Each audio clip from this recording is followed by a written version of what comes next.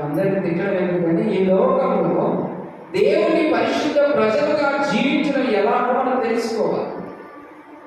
ఈ చదవనటువంటి పత్రిక 2వ కొరింథీ పత్రికలో కొరింథీ సంఘం కూడా అలాంటి పరిస్థితుల గుండా పోతూ ఉంటేనే అపొస్తలుడైన పౌలు ఏం చేశాడు అంటే ఈ మాటల్ని వారికి జ్ఞాపకం చేశాడు. ఎలా జ్ఞాపకం చేశాడు? 14వ వచనం మనం చదువుకున్న 14వ వచనం, మీరు అవిశ్వాసులతో జోడుగా ఉండకుడి. ఎవరితోటి జోడుగా ఉండడం అంటే ఏంటి వస్తుంది తెలుసుకోవాలి. ఎందుకంటే మనం బయటికి వెళ్తే లోనికి వస్తే కొన్ని పనులు చేయించుకోవాలి అని అంటే మనతో ఉండేవారు అదేంటండి చచ్చేది అద్దాలు పగిలిపోయినాయి, రిపేర్ చేయడానికి వచ్చింది ఎవరు? ఒక అన్యుడే వచ్చాడు.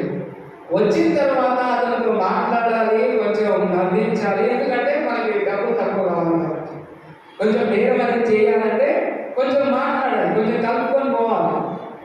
ఇప్పుడు అది విషయాన్ని ఇక్కడ చెప్తున్నాడా? అదే విషయాన్ని చెప్తున్నాడా? కాదు, ఆ విషయాన్ని చెప్పడం పోలేదు. అవిశ్వాసులతో జోడుగా ఉండకూడదు అంటే అర్థం ఏంటి అంటే అవిశ్వాసులు చేసినవి మీరు చేయకండి. దాని అర్థం ఏంటి? అవిశ్వాసులు చేసినవి విశ్వాసులుగా మీరు చేయకండి. అవిశ్వాసులు ఏం చెప్తారు? నేను చెప్పాల్సిన అవసరం మీకు చాలా తెలుసు. కాబట్టి విశ్వాసులు చేసేవి మనం చేయాలని దేవుడి వాక్యం పౌలు గారు జ్ఞాపకం చేస్తున్నాడు. అదే వచనంలో మళ్ళీ ఏమంటున్నాడు? నీతికి దుర్నీతితో ఏమి సాంగత్యము? నీతి దుర్నీతి కలిసి ఉంటుందా? ఇప్పుడు పాలు ఉన్నాయండి, పాలలో ఒక చుక్క విషయం వేసినా, ఒక లీటర్ విషయం జరిగినా ఏమో పాలలో చుక్క కలిపినా అంటే లీటర్ కలిపినా. కాబట్టి మనం జ్ఞాపకం చేసుకోవాలి, నీతికి దుర్నీతితో ఏమి సాంగత్యము. తర్వాత వెలుగునకు చీకటితో ఏమి పొత్తు? వెలుగుకి చీకటికి ఏమైనా సంబంధం ఉందా? ఇలాంటి ప్రశ్నలు పౌలు గారు సంబంధించి మంచిగా అడుగుతున్నారు. సంఘాన్ని ఎందుకు అనంటే మనం ప్రత్యేకింపబడిన వారిగా ఉండాలి. దేవుడు కూడా అందుకే మనల్ని పిలిచాడు.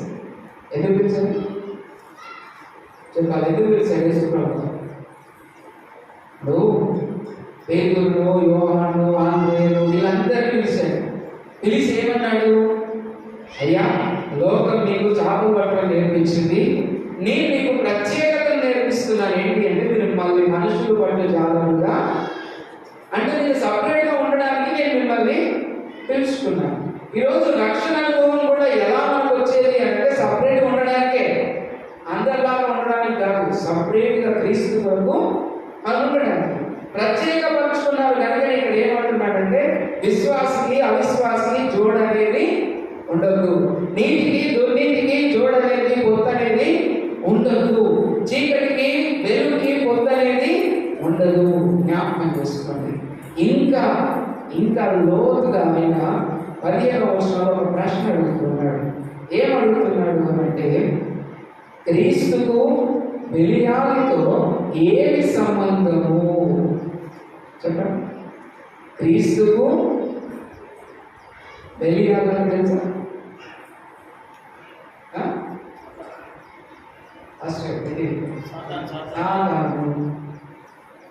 ఆ దినాల్లో గ్రీసు దేశస్తులు బెలియాలు అంటే వ్యభిచారి అని పిలిచేవారు.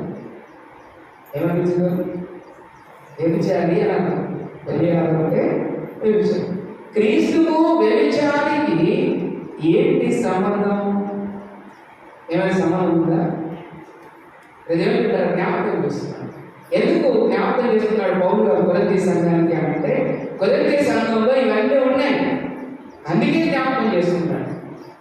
ఇక్కడ ఇంకొంచెం మనం కిందికి వెళ్తే ఇప్పుడు చెబుతూ ఉన్నాడు, అవిశ్వాసితో విశ్వాసికి పాలెక్కడిది? అవిశ్వాసితో విశ్వాసికి పాలు ఎక్కడి? ఇక్కడ మీకు ఒక మాట జ్ఞాపకం చేస్తాను. అవిశ్వాసి విశ్వాసి అనగానే ఒక మంచి ఉదాహరణ మీకు తెలియపరుస్తాను. ఎలాంటి ఉదాహరణ అంటే నోట్లు ఉంటాయి, ఒరిజినల్ నోట్లు ఉంటాయి. అవునా? ఫేక్ నోట్లు అంటే నకిలీ నోట్లు. 100 రూపాయల నోటు ఒరిజినల్ ఉంటుంది, నకిలీ ఉంటుంది. రెండు ఎలా ఉంటాయి చూడడానికి? రెండు ఎలా ఉంటాయి గుర్తుపట్టలేవు నువ్వు, అది ఫేకా ఒరిజినల్. రెండు ఒక్కలాగే ఉంటాయి చూడడానికి. కానీ ఎక్కడంటే ఒక చిన్న పనిలో దొరికిపోతుంది. ఒక చిన్న పనిలో దాని తర్వాత బొమ్మ దగ్గరలో, దాని తర్వాత అద్దాల దగ్గరలో, దాని మీద ఉండేటువంటి స్ట్రిప్ దగ్గరలో ఎక్కడో ఒకటి దొరికిపోయినప్పుడు ఎవరైతే ఆ దొంగ నోట్లను ప్రింట్ చేస్తున్నారో వాళ్ళ పరిస్థితి ఏం చెప్పండి? దొంగ నోట్లను ప్రింట్ చేసే వాళ్ళ పరిస్థితి ఏంటి? పోలీసులు తెలుసుకుంటారు, ఏం చేస్తారు? తీసుకుపోతారు, జైల్లో వేస్తారు, అనేకమైన ఏమంటారు అవసరమైతే కేసులు బనాయించి అందులో కూర్చోబెడతారు. దాని అర్థం ఏంటి? నకిలీ నోట్లు లింపలు ఎవరు వాడినా వాళ్ళు ఖచ్చితంగా జైల్లో కూర్చోవాల్సింది. దేవుడు కదా ఇక్కడ కూడా అదే చెప్తున్నాడు. క్రీస్తుని కాకుండా ఇంకొక విధానం ఉంటే ఖచ్చితంగా మనకు జైలు అనేది లేదు. నేను చెప్తున్నా, జైలు అయితే లేదు, కానీ అగ్ని ఆరు గురువు చావు తీసుకెళ్ళి ఖచ్చితంగా అందులో. అందుకే పౌలు గారు ఇక్కడ మంచి ప్రశ్న వేస్తున్నారు. పౌలు గారు, మీరు అవిశ్వాసితో విశ్వాసికి పాలైపడుతుంది అనేది జ్ఞాపకం ఉంచుకోవాలి. అవిశ్వాసికి విశ్వాసికి తేడా అనేది మనకు జ్ఞాపకం చేసుకోవాలి. కొన్ని తేడాలు ఉంటాయి. అవి జ్ఞాపకం చేసుకున్నప్పుడే మనము సరిగ్గా ఉంటాం. రెండోది, మొదటి మాట మనం ప్రత్యేకింపబడ్డవారు, అది గుర్తుంచుకోవాలి. మళ్ళీ మాట చెప్తున్నారు, లక్కపల్లి అంటేనే స్పెషల్ విలేజ్. అది రెవెన్యూ పరంగా కావచ్చు, ఆత్మీయ పరంగా కావచ్చు. లక్కపల్లి అంటే స్పెషల్. దాన్ని మనం ఖరాబ్ చేయదు, అది జ్ఞాపకం చేస్తున్నారు. ప్రత్యేకంగా ఉండటకు పిలువబడ్డవారు, దాన్ని జాగ్రత్తగా కాపాడుకోవాలి. మొదటి. రెండవది, అదే 17వ వచనంలో క్రీస్తుకు బెలియాలకు ఏమి సంబంధము, లేకపోతే ఏం పోలిక? క్రీస్తుకుండే విలువ క్రీస్తుకుంది, బెలియాలకుండే విలువ బెలియాలకు. రెండింటిని పోల్చి చెప్తే ఎలా ఉంటుంది చెప్పండి? ఎలా ఉంటుంది ఆలోచన చేయండి. నేనేమన్నా తప్పు చెప్తున్నానా? తప్పుంటే వెంటనే చేయొద్దంటే పాస్టర్ గారు నేను చెప్పేది తప్ప అంటే ఓకేనా? కానీ ఇక్కడ జ్ఞాపకం చేస్తున్నాను, విలువల్ని పోల్చి చూడొద్దు. విలువలని పోల్చి చూడొద్దు. ఎవరి విలువ వాళ్ళకే ఉంటుంది. రతన్ టాటాకు ఉండే విలువ ఆయనకే ఉంటుంది, పాస్టర్కి ఉండే విలువ పాస్టర్కే ఉంటుంది, సంఘస్థులకు ఉండే విలువ. ఈ మూడింటిని పోల్చి చూసేటి కాదు, దేని విలువ దానికే ఉంటుంది. కాకపోతే ఆ విలువను కాపాడుకోవాలి. ఏం చేయాలి? కాపాడుకోవాలి. అందుకే అంటున్నాడు 16వ వచనం, మనం ఒకసారి చూడాలి. దేవుని ఆలయమునకు విగ్రహములతో ఏమి పొందిక?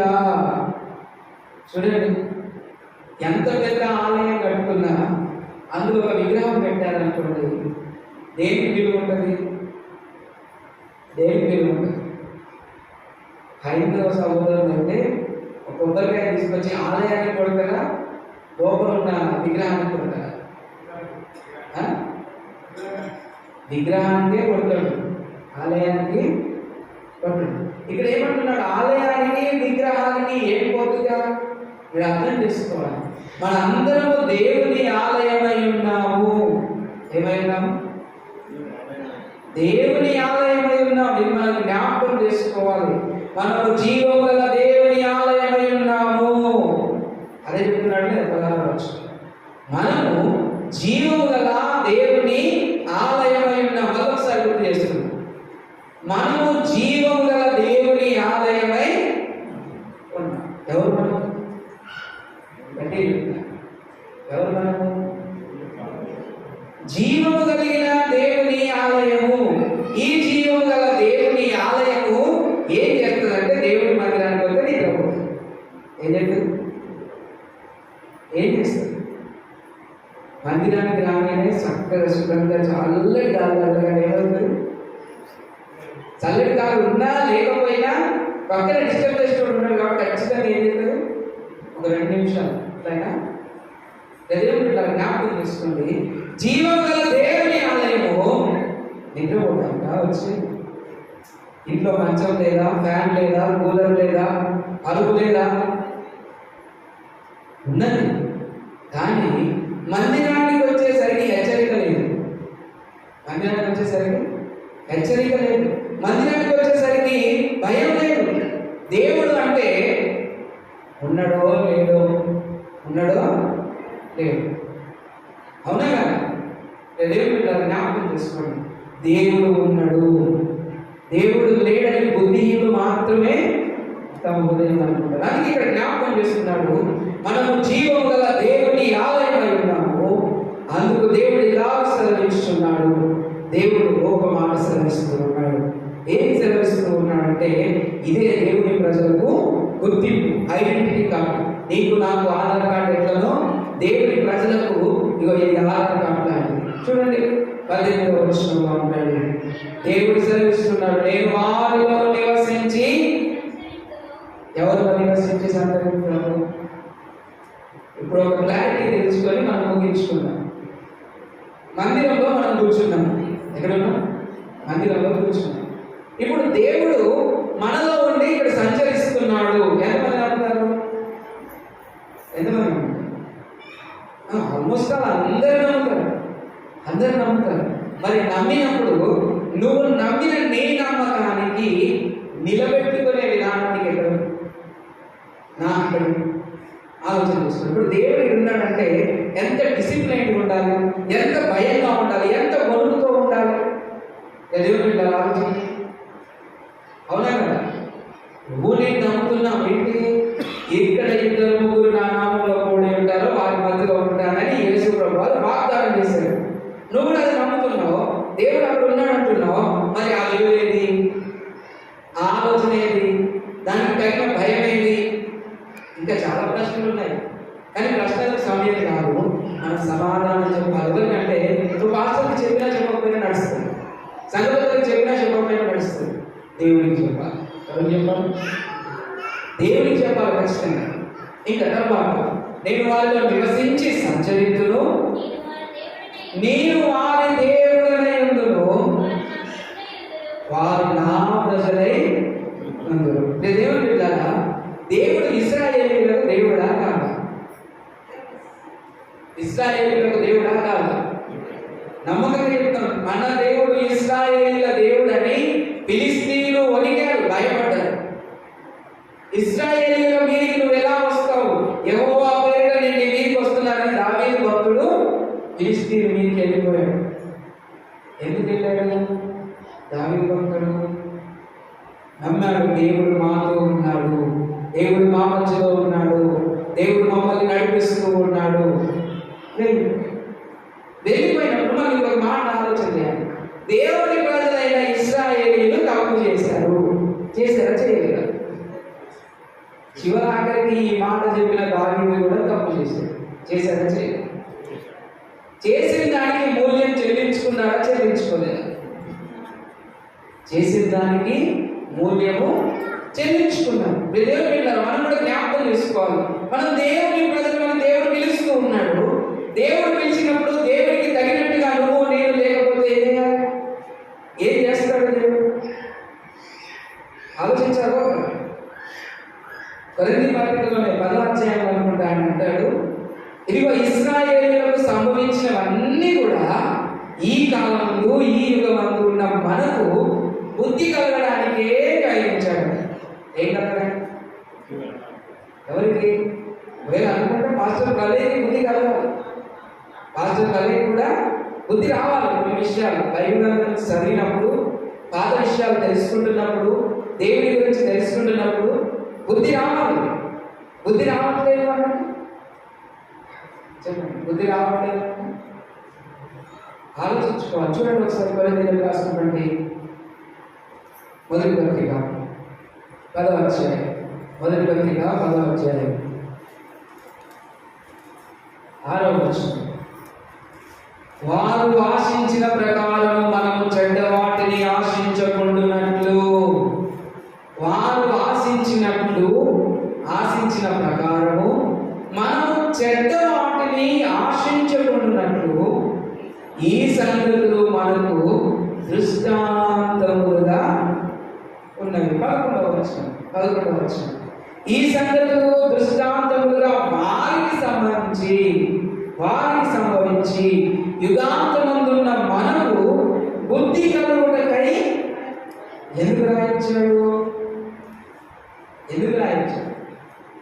మనం మారాలి, మన విధానాలు మారాలి, మన పరిస్థితులు మారాలి, దేవుడికి తగినట్టుగా మనం ఉండాలని దేవుడు బైబిల్ రాయించాడు. అలా ఉండని పరిస్థితుల్లో కష్టం, చూడండి ఇంకేం చెప్తూ ఉన్నాడు.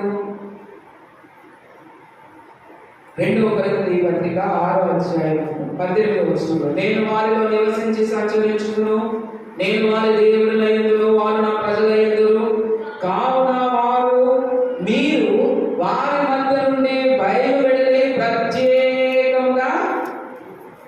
లక్కపల్లి సపరేట్ అని ఎందుకన్నా అంటే చుట్టూ ఉన్న గ్రామాలన్నింటిలో ఇది సపరేట్, ప్రత్యేకించబడింది. ఎవరి కోసం అంటే దేవుడి కోసం. దేవుడి కోసం ప్రత్యేకించబడినటువంటి ఈ గ్రామం ఎలా ఉండాలి? అన్నింటిలో సపరేట్గానే ఉండాలి. ఎలా ఉండాలి? సపరేట్గానే ఉండాలి. ఇక్కడ మంచిగా చెప్తున్నాడు, మీరు వారి మధ్య నుండి, అవిశ్వాసాల మధ్య నుండి బయలుదేరి ప్రత్యేకంగా ఉండాలి. అవిశ్వాసులు మీరు ప్రత్యేకంగా ఉండకుండా ఒకలాగానే ఉంటే ఎవరికి చెప్పుకోవాలి? చెప్పాలి? దేవుడికి చెప్పాలి. దేవుడు తర్వాత ఏమంటున్నాడు? అపవిత్రమైన దానిని ముట్టకూడదని. దేని ముట్టదు? చూడండి, అపవిత్రమైనది ఇశ్రాయేలీయులు ముట్టుకుంటే వాడిని 7 రోజులు ఊరి బయట నిలబెట్టకూడదు. కొన్నిసార్లు 21 రోజులు ఊరి బయట ఇశ్రాయేలీయుల దాంట్లో. దేవుడి కృపను బట్టి, దేవుడి ప్రేమను బట్టి, దేవుడి మందిరంలో నువ్వు అపవిత్రంగా ఉన్నా, ఎలా ఉన్నా నేను తీసుకొచ్చి ఇలా కూర్చోబెట్టి దేవుడు అవకాశం ఇస్తున్నాడు. ఇకనైనా చేంజ్, ఇకనైనా మార్పు తెచ్చుకో, ఇకనైనా విధానం మార్చుకో. దేవుడు దీర్ఘశాంతంతో ఆలోచన చేసుకుంటే ఇంకా నేను అదే విధానంలో పోతా అంటే ఎలా ఉంటుంది? దేవుడు ఏమంటాడు? దేవుడు అంటే భయం లేదా? దేవుడు అంటే దేవుడు జ్ఞాపకం చేసుకోండి. ఒక 2 ఇన్సిడెంట్లు నేను చెప్పి ముగిస్తాను, సమయం కూడా ముగింపుకు వచ్చింది. దేవుడు బిడ్డగా కళ్ళు బాటిల్ లక్కపల్లికి రావాలంటే చాలా ఆలోచించుకుంది. ఎందుకు వచ్చింది ఇప్పుడు చెప్పండి? ఎందుకు వచ్చింది? ఇక్కడ చెట్లు ఉన్నాయి, చెట్లను తీయడానికి వస్తున్నాడు. ఎవరైనా చెట్లో నాకు తెలియదు, పాస్టర్ చెప్తుంది. ఎవరి చెట్టు దగ్గరికి కళ్ళైనా రాకుండా ఉండాలి అని అంటే ఆయన ఏమి ఇస్తుందో నాకు తెలియదు. ఆయన ఇచ్చే డబ్బులే మీకు కావాలి అని అనుకుంటే ఆయన రాని కానీ ఆ డబ్బులు నేను ఇస్తాను. స్ట్రైట్ చెప్తుంది, కళ్ళు తీసి ఆయన రానియకండి, ఆ డబ్బులు నేను ఇస్తాను. లేదు పాస్టర్ గారు అన్నారు అనుకోండి, నేను నిలబడుతున్నా. ఎన్ని రోజులు సైలెంట్గా పోతుంటా, అక్కడ దాకా వస్తున్నా, అక్కడే చూస్తున్నా, అక్కడే చదివిపోతుంది కదా అనుకుంటున్నా. నేను ఇక్కడ దాకా వచ్చాను, ఇక్కడికి వచ్చి తీసి అక్కడికి పోతే పర్వాలేదు, ఈడ తీసి ఈడ మనుషులు కూర్చోబెట్టి ఈడ తాగించే అంత దరిద్రమైన స్థితికి వచ్చు. ఏంటి పరిస్థితి? సరే పోనీ వాళ్ళని వదిలేదు, అక్కడి నుంచి వాటిలో మోసుకొని వస్తున్నామంటే ఏంటి కదా? ఎంతవరకు దిగజారిపోయిన పరిస్థితి.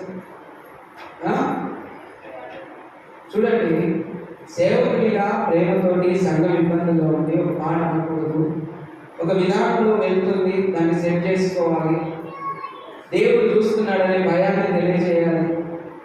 ఈ విధానంలో నేను ఏం మాట్లాడలేదు, ఎవరిని ఎప్పుడు ఏమి ఎదిరించలేదు, కానీ జ్ఞాపకం చేసుకోండి. ఇలాంటివన్నీ మళ్ళీ నేను చూస్తాము మంచిది కాదు, మళ్ళీ అనడము కరెక్ట్ కాదు. జాగ్రత్త పడితే మంచిది. ఒకవేళ తాగేటోళ్ళు ఉంటే వాళ్ళు కూడా చెప్తుంది, తాగిన ఊళ్ళో అడుగుపెట్టాం, అటే పండుకో, అటే ఉండు, ఇలా అందరికీ చెప్తాం. దేవుడి మీద జ్ఞాపకం చేసుకోండి. ఎందుకు అనంటే దేవుని ప్రజలు ప్రత్యేకించబడిన వారు, లోకంతో కలిసి ఉండేవారు కాదు. దేవుని ప్రజల క్యారెక్టర్ అనేది ఒకరిని ఎత్తి చూపించేది కాదు, దాన్ని కాపాడుకోవాలి. ఎవరికి వాళ్ళే కాపాడుకోవాలి. ఏదో పాస్టర్ ఎత్తి చూపించేది కాదు, పాస్టర్ని ఎత్తి చూపించేది కాదు. ఎవరికి వాళ్ళు జాగ్రత్తగా చూసుకోవాలి. దేవుడి మీద జ్ఞాపకం చేసుకోండి. ఇంకొక చివరి మాటలు మనం చదువుకొని ముగించుకుందాం.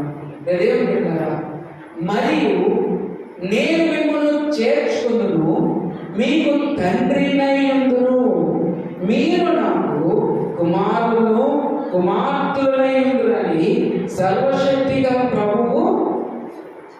దేవుని బిడ్డలారా, జ్ఞాపకం చేసుకోండి. ఒకవేళ నువ్వు నిజంగా దేవుని కుమారుడు, దేవుని కుమార్తె అయితే నీ పరిస్థితి ఏంటి? నాకు 2 పిల్లలు ఇచ్చాడు దేవుడు, ఒక కుమార్తెని ఇచ్చాడు, ఒక కుమారుడు ఇచ్చాడు. వాళ్ళిద్దరు నా పిల్లలు కనుక నేను చెప్పినట్టు ఉండాలి. ఎట్లుండాలి? నేను చెప్పినట్టు ఉండాలి. వాళ్ళు బయటకు పోతే అలాంటి మాస్టర్కి పిల్లలు అన్నట్టుగానే ఉండాలి. అవునా కాదు? అవునా కాదా? గట్టిగా చెప్పండి. అవునా కాదా? అవును, అట్లనే ఉండాలి. ఇప్పుడు ఈ స్థానంలో ఈరోజు నేనున్నాను, రేపు ఇంకొకరు వస్తాడు, ఆ తర్వాత ఇంకొకరు వస్తారు. మీరు కూడా ఈరోజు ఇక్కడ ఉన్నారు, ఇంకొకరు వస్తారు, మీ తర్వాత వస్తారు, ఖచ్చితంగా వస్తారు. వచ్చినప్పుడు పరిస్థితులు ఏంటి? దేవుడు అంటున్నాడు, ఈ పాస్టర్ కలగాలంటే దేవుడు అంటున్నాడు, నేను మీకు తండ్రినై ఉండును, మీరు నాకు కుమారులు కుమార్తెలై ఉంటారు అని అన్నాడు. ఇప్పుడు దేవుని కుమారులు దేవుని కుమార్తెలు ఎలా ఉండాలి? ఎలా ఉంటారు చూడండి. ఆదికాండం 6వ అధ్యాయం, ఆదికాండము 6వ అధ్యాయం. దేవుడు చేసిన వాళ్ళందరూ దేవుని పిల్లలే. 6వ అధ్యాయం 5వ వచనం, 6వ అధ్యాయం 5వ వచనం. నరుల చెడుతనము భూమి మీద గొప్పదనియు, వారి హృదయముల యొక్క తలంలోని ఊహ అంతయు ఎల్లప్పుడూ చెడ్డదనియు యెహోవా చూచి తాను భూమి మీద నరులను చేసినందుకు యెహోవా సంతాపము నొంది తన హృదయములో. దేవుడు బాధపడతాడు. నిన్ను ప్రత్యేకంగా పిలుచుకున్నందుకు, ప్రత్యేకంగా నిలబెట్టుకున్నందుకు, నీకు ప్రత్యేకత ఇచ్చినందుకు అది బాధపడతాడు. నేను చెప్తున్నాను, పాస్టర్ అవసరమైతే ప్రభు వాళ్ళని క్షమించమని ప్రార్థన చేస్తాడు, కానీ పాస్టర్ కానీ బాధపడదు. బాధ ఎవరుకుంటుంది? ఎక్కువ ఎవరుకుంటుంది? నిన్ను పిలిచిన నీ దేవుడికి ఉంటుంది. నిన్ను కుమారుడా అని పిలిచిన నీ దేవుడికి ఉంటుంది. కుమార్తె అని పిలిచినటువంటి దేవుడికి ఉంటుంది బాధ. ఊపండి పాస్టర్ గారు, దేవుడు కనబడుతుందా? ఏమన్నా సాయం చేస్తుందా? నేను కింద పడితే వచ్చి నా చేయి పట్టుకొని లేకుండా ఆయన బాధపడితే నాకేంటని నువ్వు అనుకుంటే నీ ఇష్టం, అనుకుంటే నీ ఇష్టం. కానీ నీ దేవుడు నిన్ను కుమారునిగా కుమార్తెగా భావించి ప్రత్యేకంగా ఉంచుకున్నందుకు ఆయన విలువను నువ్వు కాపాడాలి. ఏం చేయాలి? ఆయన విలువను కాపాడుతావో కాలరాస్తావో అది నీ చేతుల్లోనే ఉంటుంది, మన చేతుల్లోనే ఉండదు. కాబట్టి దేవుని బిడ్డలను జ్ఞాపకం చేసుకొని కొరింథీయుల్లో దేవుని వాక్యం చెప్పినట్టుగా ఒక మాటలు మనం ముగింపు మాటలు చదువుకొని ముగించుకున్నాం. ఫిలిప్పీయులకు రాసిన పత్రిక 2వ అధ్యాయం చివరి మాటలు చదువుకొని ప్రార్థన చేసుకున్నాం. ఫిలిప్పీయులకు రాసినటువంటి పత్రిక 2వ అధ్యాయం 14 నుంచి 15, 16 వచనాలు. దేవుడు నిన్ను కుమారునిగా కుమార్తెగా ఆయన పిలుచుకున్నప్పుడు నువ్వు ఎలా ఉండాలి, ఎలా సమాధానం ఇవ్వాలి, ఏం చేయాలి అని ఆయన చెప్తూ ఉంటారు. మీరు మూర్ఖమైన వక్రజనం మధ్య, ఎవరి మధ్య? మూర్ఖులు వక్రులు అంటే ఏది తినాలని ఆలోచన చేయాలి, అన్ని వంక దగ్గర ఆలోచన చెప్తున్నాను. మీరు మూర్ఖమైన వక్రజనము మధ్య ఎలా ఉండాలట? నిరపరాధులను, నిష్కలంకులను, అనింద్యులైన దేవుని కుమారులు అన్నట్లు సనగడం మానేయాలి. సనుగులను, సంశయములను, కానీ సమస్త కార్యములను అన్ని చేయమన్నాడు. ఏం మానేసి? సమస్తమైన సంగులు మానేయాలి, సంశయాలు మానేయాలి, అన్నీ చేయమన్నాడు. అన్నీ అంటే ఏం చేయాలి? ఇక్కడ కూడా మళ్ళీ ప్రశ్న, అన్నీ అంటే ఏం చేయాలి? అవిశ్వాసి చేయకూడని పనులు చేయాలి. ఏవైతే విశ్వాసి చేయవలసిన పనులు ఉన్నాయో అవన్నీ చేయాలి. విశ్వాసి చేయవలసిన పనులు పక్కకు పెట్టి అవిశ్వాసం చేసే పనులు చేస్తే దేవుడి కుమారుడు అయితవా? దేవుడి కుమార్తె అయితవా? నీకే ఇవ్వాలి. ఇక్కడ ఏమంటున్నాడు? అట్టి జనం మధ్య మీరు జీవవాక్యమును దేని చేపట్టుకోవాలి? జీవవాక్యాన్ని అంటే వాక్యాన్ని జాగ్రత్తగా వెంబడించాలి.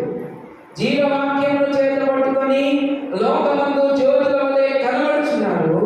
అందువలన నేను వ్యర్థముగా పరిగెత్తలేదనియు నేను పడిన కష్టం నిష్ప్రయోజనం కాలేదనియు క్రీస్తు దినమున నాకు అతిశయ కారణము కలుగును. ఎంత మంచిగా చెప్తున్నాడు. మీరు జీవవాక్యమును చేత పట్టుకొని దేవుని కుమారుడు దేవుని కుమార్తెలు లోపడితే ఎవరు గౌరవంగా పిలుగుతారు తెలుసా? ఎవరు గౌరవంగా పిలుగుతారు?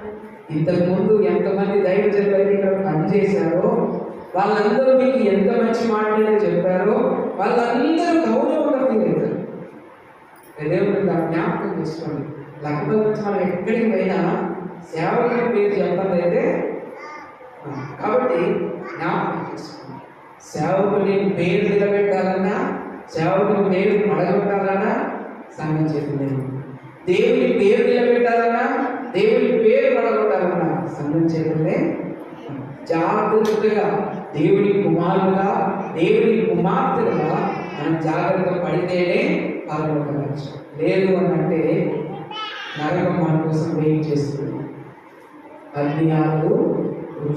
కాబట్టి దేవుని కుమారులు కుమార్తెలుగా మనం ఉండడానికి మన హృదయాన్ని సిద్ధపరుచుకుందాం. అటు కృప దేవుడు మనందరికీ దయచేయుగాక. ప్రభు సన్నిధానంలో మనందరం లేచి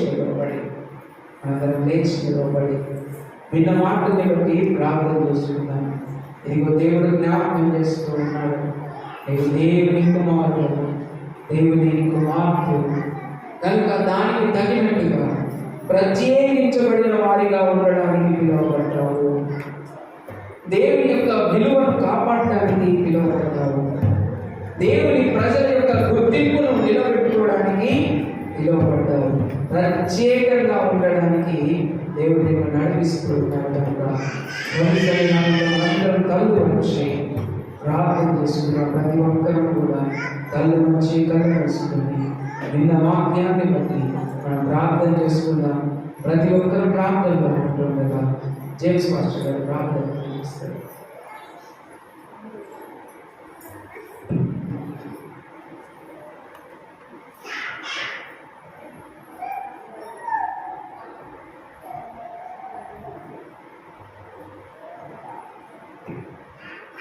మిగిలిగా ప్రేమించిన ఎవరైతే మా పట్ల మీరు మా పట్ల చేసిన ప్రభావ మీ కృప ఆశించిందని ప్రభావాన్ని స్థుతులు వల్ల చెల్లించుకుంటాను. మమ్మల్ని విడనాడు అని వాగ్దానం చేసిన తండ్రి వందనాలు ప్రభా. నీ ప్రత్యేకతను ప్రభావ నేను నీ వాక్యంలో తెలియకున్నదని వందాలు. మిమ్మల్ని మీరు గాయపరుచుకున్న విధానం బట్టి ప్రభావాన్ని స్తోత్రం. పరిశుద్ధులైన దేవుడు కదా పరిశుద్ధతను మీరు కోరుచున్నారు. ఈ పరిశుద్ధతను మేము అవలంబించాలంటే ప్రభా మా జీవితంలో ఏది కావాలో దాన్ని మీరు మాత్రం మాట్లాడుకుంటాం. అని మేము అన్నిలతో ఏ రకంగా ఉండాలని ప్రభావ మీరు మాకు తెలియజేస్తున్నారు. లోకంతో మన ప్రభావ ఎలా ఉండాలో మాకు తెలియజేస్తున్నారు. కానీ మరి నీ బిడ్డలుగా మనం పరిగణించినట్లంటే కనుక నీ బిడ్డలు తగినట్టుగా జీవితాన్ని జీవించాలని కోరుతున్నాను. ఆ దృక్పథాన్ని, ఆ మనోభావాన్ని ఆలోచిస్తానని మా అందరి హృదయాల్లో స్థిరపరచడానికి ప్రార్థిస్తున్నాం ప్రభావ. మీరు మమ్మల్ని ఒకవేళ క్రమపరచకపోతే మేము కూడా వక్రీకరణలో వెళ్ళిపోతాం. కనుక మా జీవితాలు వక్రీకరణ పడొద్దని, మా జీవితాలు ప్రభావం అన్నితో కలిసిపోదని, మేము ప్రత్యేకించబడ్డ బిడ్డలని, ఈ యొక్క ఐడెంటిటీ కలవాలని ప్రభావ నీ కుమారుడు నీ కుమార్తెలని ఖచ్చితంగా మీరు మాకు జ్ఞాపకం చేసినట్టు ప్రభావానికి స్తోత్రం. అయితే ప్రభా ఎంతమంది ఈ వాక్యాన్ని విన్నారో, ఎంతమంది పర్సెప్షన్ గ్రహించారో మాకు తెలియదు అని ప్రభా. మరి విన్నటువంటి వాళ్ళందరూ కూడా ఈ వాక్యానికి లోబడి నేను మహిమపరిచి నీ కొరకు జీవించి ప్రత్యక్షంగా పరోక్షంగా నేను ప్రకటించబడిగా ప్రచురపరచబడిగా సిద్ధపరచాలని ప్రార్థిస్తుంటాడు. మానవుని కార్యక్రమం మార్గంలో తొలగించుంటాడు. ఏది నీకు ఇష్టం లేదో ప్రభా దాన్ని మేము తొలగించుంటాను. ఏది మేము విసర్జించామో దాన్ని విసర్జించడానికి కుదుర్చుంటాను. ఎక్కడ మేము బలహీనత వహిస్తున్నాం ప్రభా అక్కడ మీరు సహాయం చేయండి ప్రభా. అది మా క్రియలో కావచ్చు, మాటల్లో కావచ్చు, ఆలోచన సరళి కావచ్చు, వ్యక్తిత్వంలో కావచ్చు ప్రభా, మా క్యారెక్టర్లో కావచ్చు ప్రభా, మరి మా బిహేవియర్లో కావచ్చు ప్రభా, ఎక్కడ ఉన్నప్పటికీ దాన్ని సరిచేయాలని ప్రార్థిస్తున్నాం ప్రభా. ఈ రీతిగా మాతో మాట్లాడిన దాన్ని నీకు కృతజ్ఞతగా తెలుసుకుంటూ ఈ వాక్యాన్ని మా వెనుకలో దీవెనకరంగా చేసి మహిమపరచడానికి మా అందరి హృదయాలను ప్రోత్సహించమని మహిమా గంధాన్ని ఆరోపిస్తూ యేసుక్రీస్తు సజీవని నామమున ప్రార్థిస్తున్నాం తండ్రి. ఆమేన్.